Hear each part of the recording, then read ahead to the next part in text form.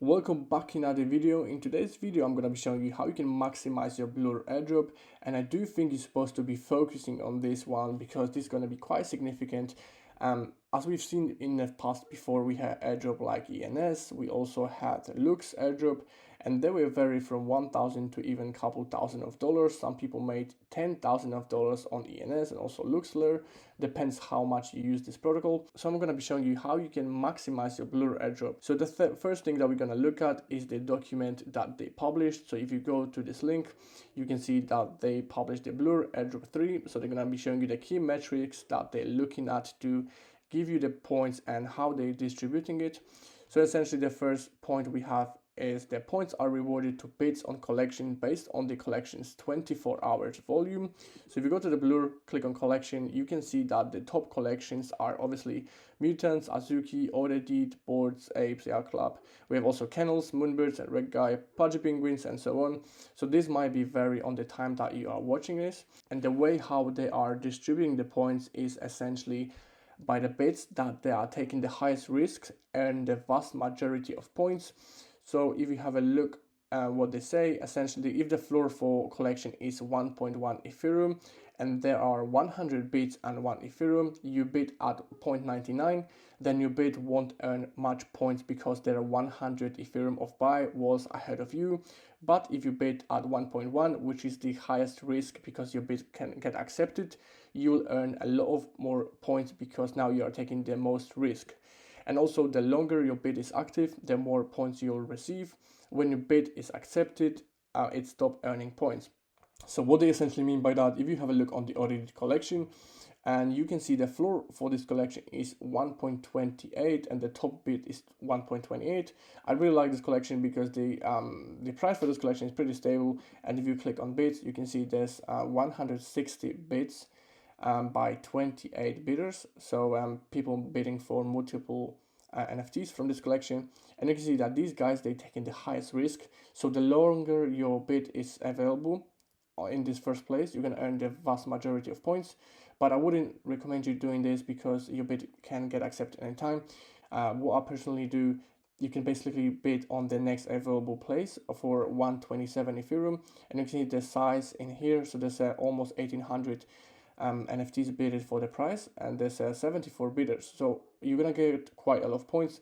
There's a total Ethereum wall in here. For example, this is a great place to put your bid in because you're gonna get significant amount of points. But if you, for example, will bid for 125, your points will need to break through this wall over to 2500 Ethereum. So that's, you're not gonna earn much more points. This is the best place where you can put your bid in here. But also if you want to earn even more, if you want to take it the higher risk, you can put for 128.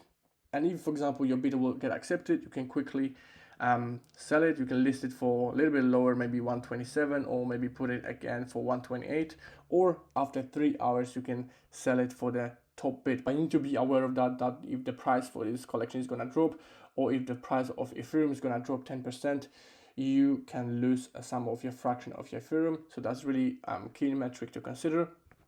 So essentially this is how I earn my points, but you need to keep monitoring your collections. So if you want to earn more points, just bid for 127 and monitor every few hours or every hour, depends how much time you have.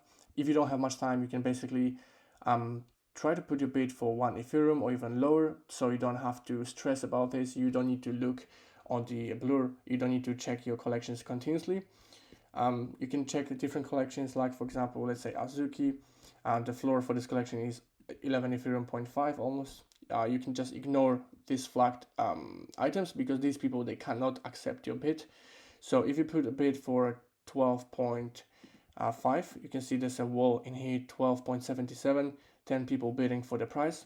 You can essentially put the bid in here, and you can just keep monitoring this every few hours. If you see that people are withdrawing Ethereum from this place, 1278, you can withdraw your Ethereum from this one and you can place a little bit lower, depends on your risk tolerance. So this is what you essentially do to earn more points. If you don't have time, just don't do that. Don't bid in this place. You can just bid somewhere lower. If you have time to monitor collection continuously, if you want to earn as much points as possible, you can essentially do the strategy that I showed you. You need to be as close to the floor as possible. And also, I wouldn't recommend you guys bid on every collection that you can see on this list, because that's quite a lot of different collections. And if your price gonna drop a little bit down 10, 15%, 20% of the Ethereum price, of course the NFTs are going to tank as well. So maybe just a focus on top 20, top 30 collections with over 100 Ethereum traded in the last day. So for example, you can check Clonex. You can see they have a nice volume, 700 Ethereum traded in a last day, and also almost 6,000 in a 7 day. So people buying, selling, of course, making nice volume, and every sale you will earn more points. So that's all really matters, because if you're gonna put too many bids, if your bid is gonna get accepted, you're gonna start losing your Ethereum. So the more points you're gonna get, the more airdrop, the more blue points you're gonna get as well. And also you need to keep good loyalty. So essentially how it works, if you have a higher loyalty, you're gonna get the very high luck. If you have plus 97%, as you can see now I have 100%, so I'm gonna showing you what you need to do to earn more points and keep the high loyalty. If you list for 0.1 on Blur and 0.05 on other marketplaces, your score goes down. Or if you list for 0.05 on Blur and 0.1 on other marketplaces, your scores goes up. If you list 0.1 on Blur and 0.1 on other marketplaces, your scores goes up. What I essentially do, I list, for example, if I want to list something for 1 Ethereum, I list it for 1 on Blur, and if you want to list it on OpenSea, I do 1.2, because you already know that on other marketplaces like Lux, Rare, or OpenSea, you have a royalty fee from 5% to 10% or even more than that. So you need to keep that in mind, because if you're gonna sell it, you're gonna lose some fraction of your Ethereum, and you don't want to do it. That's really important to keep loyalty high, because if you have 100% plus 97% loyalty, you're gonna get the better packages. As you can see now, I've got 1000 packages for the Airdrop 2, and I got 750 uncommon, so obviously there will be less Blur tokens in these packages. I've got 213 rares, I've got 33 legendaries, and also 36 mythical. So I do think this is a great luck, in my opinion.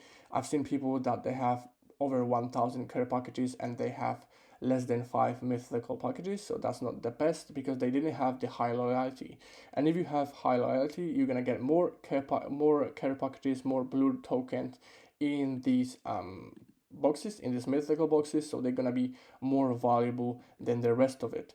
Also in the blue one, you can see that they didn't have the mythical, so now you can see we have the Airdrop 2, we have mythical. Maybe in Airdrop 3 there will be next different care packages, maybe more rare. So definitely keep that in mind, because that's really important. If you have less points, less packages, and you have higher luck, you're gonna get more blue tokens in these packages. For example, if you're going to compare it to these uncommon ones, so that's also a really important thing to consider.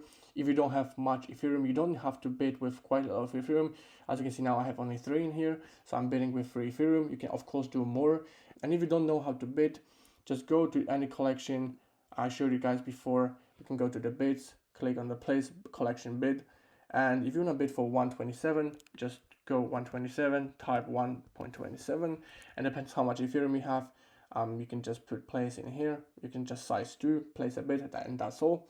If you want to use all your Ethereum, what you can do 0.1, and you can adjust the size. Depends how much Ethereum you have in your 0.1, and you can adjust Ethereum how much you have in your wallet. So for 3 Ethereum, I can bid on 30 NFTs from this collection, and this is gonna use all your Ethereum.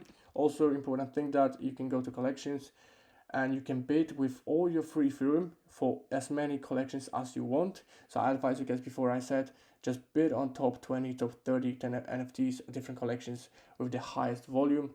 In the leaderboard, you can see you have the position. You can also see the boost, 24-hour points, and also total points. So the top 10 earn a multiplier of 2.5x. So every 24 hours this updates. Top 50 you have 2x.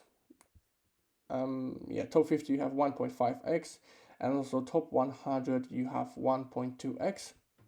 So if you don't know how to bid, you can have a look on some of these guys, and you can see what bids they're placing, and of course you don't have to follow the exact same bits. You have to do it because this might be very in different time frames. So now this guy is bidding 7.13 Ethereum for mutants. So this won't get accepted because the floor for mutants is almost 15.4 Ethereum. So you can just leave it, and the longer your bid is active, the more points you will earn as well. We can have a look on the different guys from the leaderboard, like for example this one. You can see that he's bidding on apes. You can see that he bidded 69.4 Ethereum and for two NFTs, so total of 130 Ethereum. So this is essentially how you can earn more points, and this is going to be the largest Blur token airdrop. So the first one was quite small, the second was 2 times bigger or 3 times bigger, and the airdrop 3 is going to be the largest airdrop, 1 to 2x from the airdrop 2. So essentially, I think you're supposed to be paying attention to that, because in the January, in the Q1, we have different collections, and this is gonna bring more liquidity to the market. So we've seen more collections going to be pumping. So definitely a airdrop to consider. I do think you're supposed to be, guys, trying to get as much points as possible, because this is essentially free money. So you don't want to miss on that. And if you like these short tutorials, definitely subscribe to my channel, follow me on Twitter, and I'll see you guys in the next video.